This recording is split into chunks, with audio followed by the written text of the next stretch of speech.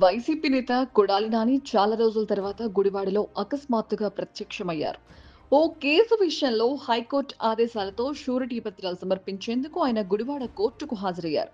దాదాపు సంవత్సరం తర్వాత గుడివాడ గడ్డపై కొడాలి నాని అడుగుపెట్టడంతో ఆయన అభిమానులు, కార్యకర్తలు పెద్ద ఎత్తున అక్కడికి వెళ్లారు. గుడివాడ మాజీ ఎమ్మెల్యే రావి వెంకటేశ్వరరావుపై దాడి కేసులో కొడాలి నానికి ఊరట దక్కింది. ఆయనకు కోర్టు ముందస్తు బెయిల్ మంజూరు చేసింది. దీంతో ప్రతి వారం 2 సార్లు పోలీస్ స్టేషన్లో సంతకం చేయాలని ఆదేశించింది.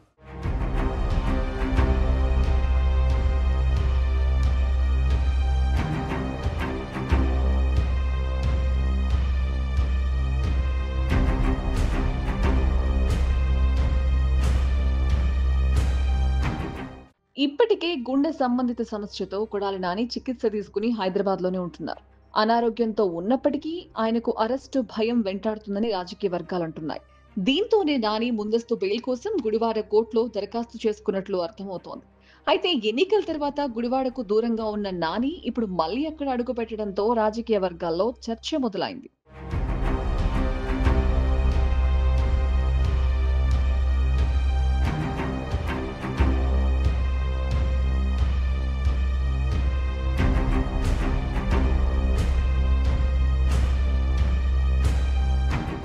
అయితే కొడాలి నాని నిన్న కూడా ఛాతీకి బెల్ట్ పెట్టుకునే కోర్టుకు వెళ్లారు. డాక్టర్ల సలహా మేరకు ఆ బెల్ట్ ను ధరించినట్లు ఆయన సన్నిహితులు చెప్తున్నారు. ఆ బెల్ట్ లో ఒక మిషన్ కూడా ఉందని, అది గుండెకు సంబంధించి మానిటర్ చేసేదని అంటున్నారు. అయితే కోర్టు దగ్గర నాని కనిపించడంతో పోలీసులు వెంటనే అప్రమత్తమయ్యారు. నాని ఎవరిని కలుస్తున్నారు, వారి కదలికలు ఎలా ఉన్నాయనేది నిఘా పెట్టారు.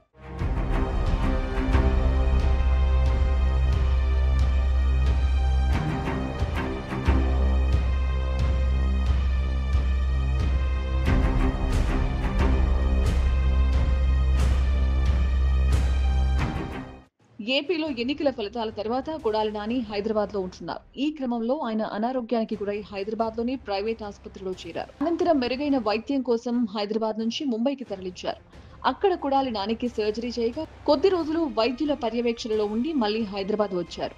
ఈ నేపథ్యంలోనే కొడాలి నాని విదేశాలకు వెళ్లే అవకాశం ఉందనే వార్తలు రావడంతో ఏపీ పోలీసులు ఆయనకు లుకౌట్ నోటీసులు ఇచ్చారు. ఆ తర్వాత హైదరాబాద్ లో జరిగిన ఓ ప్రైవేట్ ఫంక్షన్ లో కొడాలి నాని కనిపించారు. మళ్లీ ఇన్నాళ్లకు గుడివాడొచ్చారు.